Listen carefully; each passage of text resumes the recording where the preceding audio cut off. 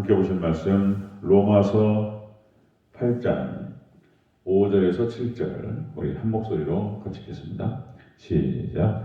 육신을 따르는 자는 육신의 일을, 영을 따르는 자는 영의 일을 생각하나니 육신의 생각은 사망이요 영의 생각은 생명과 평안이니라. 육신의 생각은 하나님과 원수가 되나니 이는 하나님을 위해 굴복하지 아니할 뿐 아니라 할 수도 없습니다. 아멘. 네, 인사합니다. 아버지 예수님. 아버지 예수님. 네, 예수님의 영이 아픔과 넘치시기를 축원합니다. 아멘. 아멘. 오늘 함께 읽으신 로마서 8장 5절에서 7절 오늘 본문을 토대로 육신을 따르는 자의 모습, 제목으로 말씀 받겠습니다. 육신을 따르는 자의 모습. 우리가 앞에서 로마서 8장 1절에서 4절 말씀을 함께 살펴봤는데요. 참 놀랍고 영광스러운 이야기입니다.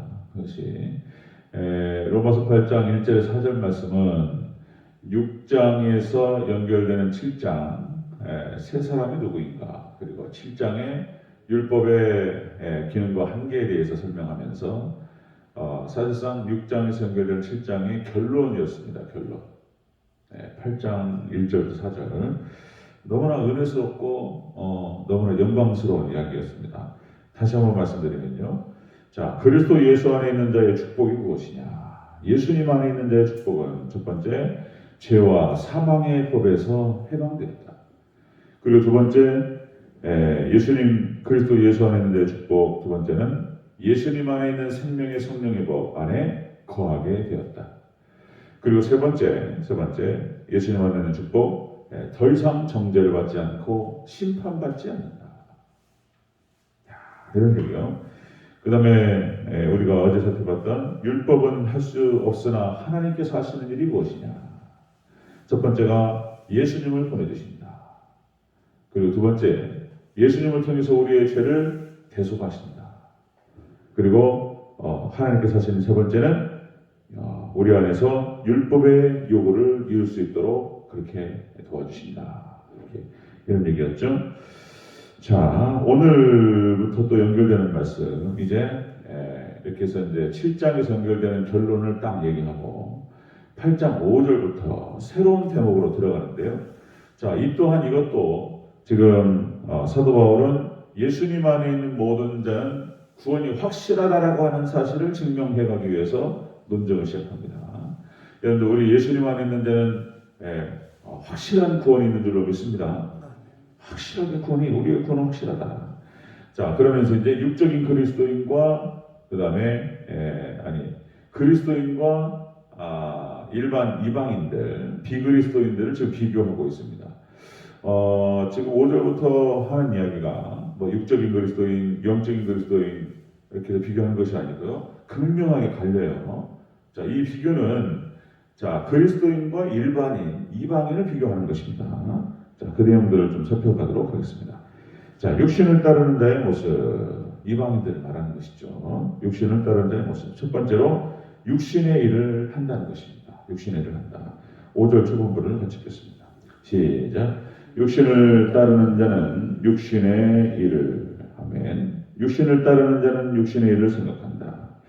여기서 육신이라고 하는 것은 육신에 속한 그런 뜻을 있습니다. 육신에 속한.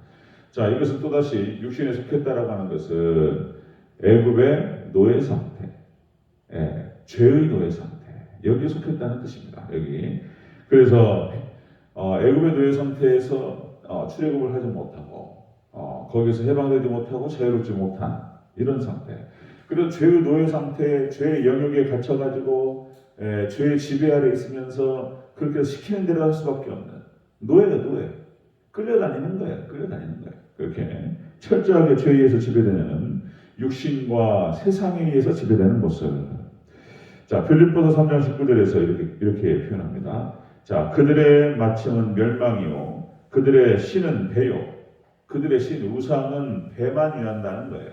이방인들 배만 위한다. 그다음에 그 영광은 그들의 부끄러움에 있고 땅의 일을 생각하는 자. 온통 관심과 생각이 땅에 있습니다. 하늘의 생각을 하지 못해요. 이방인들의 모습입니다. 자, 요한일서 2장 16절에서 이렇게 표현하죠. 육신의 정욕과 안목의 정욕과 이생의 자랑이다. 이것은 하나님으로부터 온 것이 아니요 세상으로부터 온 것이라. 세상의 공중권세를 잡고 있는 사단 마귀가 이렇게 해서 이방인들, 그러니까 세상 사람들을 갖다 끌고 다니죠. 그렇게 지배하죠.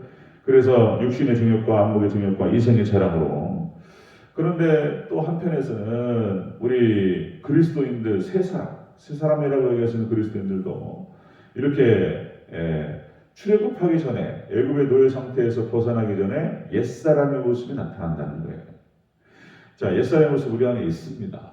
이것들을 잘 죽여가고 우리가 새 사람이라는 사실을 알고 새 사람답게 그렇게 행동하고 생각하고 행동하고 살아가는 좋으련만 그러지 못한 모습이 우리 안에 있다는 것입니다. 그래서 때론 우리를 실망시키고 참 어렵게 하는 경우가 많이 있지요. 신약 성경에 나타나는 교회 중에서 고린도 교회가 가장 타락한 교회였어요. 타락했다. 가장 최악의 교회가 고린도 교회였습니다. 폐륜적인 모습이 있어요. 그 다음에 그 파당을 지어가지고 당파 싸움하고 있고, 그죠? 주의 만찬을 더럽히고 그런 모습들. 교인들끼리 송사해 서로 고발하고 고소하고. 와, 그 얼마나 가슴 아픕니까? 그런데 하나님께서 또 놀랍게 사도 바울을 통해서 그게 고린도 교회예요. 하나님 백성이라고 얘기했고, 우리는 참 연약하고 부족한 모습이 있지만 예수 믿는 믿음이 있고 교회 안에 있으면 부족하고 연약하지만 하나님 백성 성도라고 부름받습니다. 그들도 구원받는 줄로 믿습니다. 자, 그거 보면은 또 이게 하나님께서 또 구원의 조건이 또 낮아요. 한번 옛사람이 죽지 못하고 새 사람이 되었는데 옛사람이 죽지 못하고 그런 모습을 보면서도 고린도 교회를 향해서 사도 바울이 하나님 백성이라고 해요. 성도라는 표현입니다. 야, 여기 보면 자, 그런데 이방인들 자연인들 비그리스도인들은 철저하게 이렇게 따라가는 거예요. 이렇게 육신의 일만. 자, 육신을 따르는 자의 모습은 첫 번째 육신의 일을 합니다. 육신의 일을. 자, 두 번째 보면요, 육신을 따르는 자의 모습. 두 번째로 육신의 생각으로 이렇게 해서 하나님과 원수가 됩니다. 우리 7절을 먼저 읽겠습니다. 7절 시작. 육신의 생각은 하나님과 원수가 되나니. 아멘. 육신의 생각은 하나님과 원수가 된다. 여기서 원수라고 하는 것은 적개심을 가지고 있습니다. 적의를 품어요. 저거 죽이고 싶다. 어떻게 해버려야지 막 이런 거. 예, 사단, 악마야. 사단에게 사로잡혀가지고 육신의 일만 하며 육신의 생각만 합니다. 육신의 생각. 철저히 하나님께 대해서 말씀에 대해서 적대적입니다. 적대적이에요. 싫어해요. 인상 써버려요 그냥. 또 전도 현장에 나가면은 그런 거 느끼는 거예요. 굉장히 싫어합니다. 굉장히 교회 얘기만 나오고 그러면 그냥 막 몸소리 쳐버려요. 이런 모습들. 그들의 영적 상태죠. 죄의 노예 가운데 있어가지고 철저히 그들은 세상을 추구하고 그리고 세상 것들, 물질과 권력을 추구합니다. 철저히 그쪽으로 나가는 거예요. 거기만 생각하고 그것만 하는 거예요. 그 생각만 하면서. 그러니까 세상의 모습은 그렇습니다. 우리가 깊이 들어가서 우리 하나님 백성들이 이렇게 예배드리고 하나님 말씀 듣고 그리고 또 하나님께서 우리를 어떻게 사랑하셨는지 그런 이야기를 듣고 그리고 사랑과 공의이신 하나님 공의의 하나님께서 정의를 실현하시고 성경의 이야기들 결론적으로는 하나님께서 승리하시면서 우리를 이끄시는 그런 모습들 그런 이야기 듣고 하나님 그 길을 가게 하옵소서 그 길을 사모하고 이러는 백성들은 상상도 할 수 없는 일이 세상에서 벌어져요. 제가 구체적으로 다 설명하지 않아도 여러분들 보고 계시고 또 느끼고 계실 수도 있습니다. 짐승 거의 동물의 왕국이죠. 세상의 모습은 동물의 왕국이다. 거의 지옥 아비규환 약육 철저하게 약육강식 적자생존의 원리가 적용이 되죠. 세상 논리는 그렇습니다. 세상 논리가 철저히 하나님과 원수가 되죠. 뭐 하나님께서 세상을 창조하시고 하나님께서 세상 우주 만물을 운영하시고 지배하고 계시고, 웃어버려요. 그냥 그런 얘기하면 웃어버려요. 그전에 우리 대회 끝나고 나오는데 OS 요원 아주머니들 몇 명이서 우리 예배 뒷자리에 앉아가지고 예배를 드리는 건지 상황 파악하는 거죠. 대전제일교회 교인 숫자는 몇 명이고 목사는 어떻게 생겼는지 그래서 싹 보고 가서 이제 그런 걸 다 알아요. 저도 내버려 둬요 그냥. 또 혹시나 하나님 역사하셔가지고 말씀 가운데 역사에서 믿음이 들어갈 수도 있기 때문에 아멘. 내버려 두죠. 뭐 와서 상황 파악하고 가라고 이런 건데. 박정 장로님이 이제 예배 끝나고 딱 나가다가 그런 얘기를 하셨어. 어떤 아주머니들 앞에서 하나님이 살아계시는데 하나님 살아계시고 교회에 적대적이고 그러면 벌 받는다고 한번 그런 얘기를 했단 말이에요. 그러니까 여기 쳐다보고 그 아주머니의 표정과 눈빛 속에서 이제 그런 걸 제가 읽었어요. 웃어버려요. 그런 얘기하면 안 믿는 사람들의 입장에서 봤을 때는 웃기는 얘기로 들리는 거예요. 그런 얘기. 자, 베드로후서 2장 14절에서 이렇게 얘기합니다. 음심이 가득한 눈을 가지고 범죄하기를 그치지 아니하고 굳세지 못한 영혼들을 유혹하며 탐욕에 연단된 마음을 가진 자들이니 저주의 자식이라. 그러나 우리는 또 다른 관점에서 그들을 봅니다. 그들을 봐야 될 줄 믿습니다. 우리는 구원받아야 될 사람, 그죠? 그들에게 복음을 증거해야 될 줄로 믿습니다.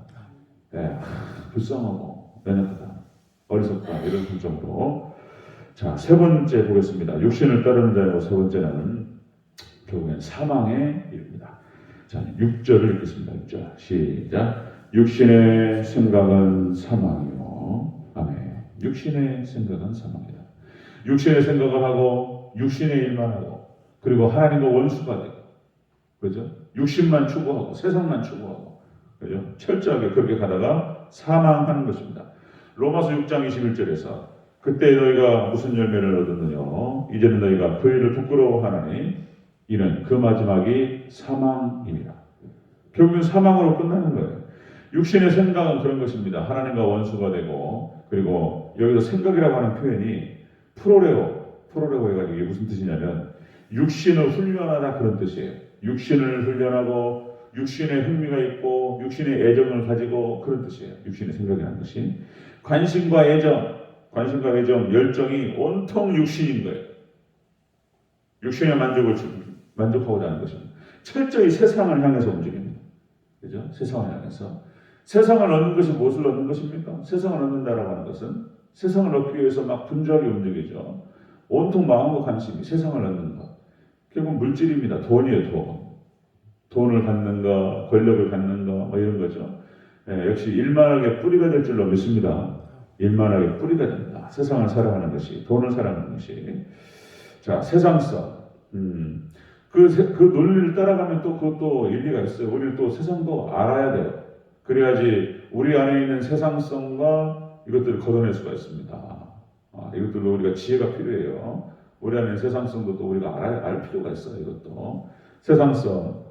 모든 관계는 권력과 영향력의 역학관계일 뿐이다. 하나님께서 우리에게 허락하시는 하나님 백성들, 새 사람들, 예수님과 연합된 백성들 사이에서 오고 갈 수 있는 예수님께서 허락하시는 그런 마음들, 사랑과 그리고 존경하고 뭐 이런 거는 상상할 수 없어요. 그래서 아예 믿지를 않으니까. 모든 관계는 권력과 영향력의 역학관계다. 그래서 헤게모니를 줘야 되죠. 지배권을 가지고 그걸 놓치는 순간 죽는 거예요. 그런데 세상에서는 그 논리가요 정확하게 맞는 말인 거예요. 사실 1000% 맞아요. 1000%. 그래서 권력을 놓치는 순간 호랑이가 이빨 빠지면 어떻게 되는지 아십니까? 이빨 빠진 호랑이. 이제 늙어가지고 나이가 드셔서 이제 권력을 다 잃어버리셨어요. 그래서 이제 이빨도 빠지고 발톱도 빠지고 그럼 뭐예요 그게? 그러면 개도 무시해. 개도. 그러니까 권력에 집착하는 이유가 바로 그것이에요. 다 그 이유가 있어요. 그 사람들이 권력에 집착하고 권력을 끝까지 놓지 않으려고 아둥바둥하는 이유가 개도 무시해요. 개도. 예전에 제대로 쳐다보지도 못하는 그런 사람들이 이제는 막 무시하면서 달라들어요. 권력을 놓치는 순간. 그런 원리에서 봤을 때 우리 어른들이 이제 연세 드시잖아요. 70 먹고 80 먹고 어른들이 다 그런 말씀하시죠. 그 맞는 말인 거예요. 그 말이 그 돈 가진 거, 재산 가진 거 제 자식들에게 빨리 물려주면 안 돼요. 돌아가실 때까지 주고 있어요. 그런 원리가 있어요. 그 놓치는 순간, 자식 주는 순간 효도는 끝나는 거예요. 그렇게 내 뱃속에서 나와서 사랑해가지고 키웠어요. 그런데 재산 딱 물려주는 순간 효도는 끝나요. 재산 주고 있어요. 끝까지. 그게 권력이에요.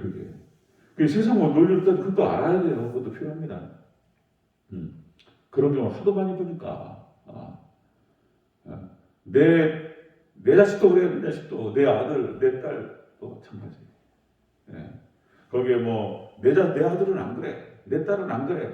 거기에 이제 며느리가 끼고 사위가 끼니까 이러는 것이지. 이렇게 그 말도 사실인데 사람은 죄인이잖아요. 사단의 역사, 연약한 육신을 갖고 있고. 그러니까 그런 논리도 알아야 된다는 거예요. 지혜가 필요합니다. 재산 끝까지 주고 계셔야 돼요. 끝까지 돌아가실 때 이제 나한테 효도하면 주고 안 하면 안 준다. 딱 해가지고 그 메시지를 줘야 돼요. 그리고 그래야지 잘합니다. 효도하고. 그 미리 주면은 이제 비참해져요. 그런 걸 하도 많이 보니까 세상이 그렇습니다. 세상이. 자, 육신을 따른 자의 모습 비그리스도인을 말하는 것입니다. 말씀 정리하면요, 철저히 육신의 일을 하고 육신의 생각을 하고 그리고 하나님과 원수가 되는 것입니다. 하나님 원수가. 그 결국은 사망이라는 거예요. 지금 사도 바울은 이런 얘기를 하는 것은 자, 그리스도인과 비그리스도인을 비교하면서 결국에는 지금 그 논리를 어디로 끌고 가려고 하느냐? 그리스도인의 구원은 확실하다라고 하는 사실을 끌고 가기 위해서 이 말들을 지금 하고 있는 거예요. 여러분들 변론적으로 다시 한번 말씀 강조하고 오늘 말씀을 마칩니다.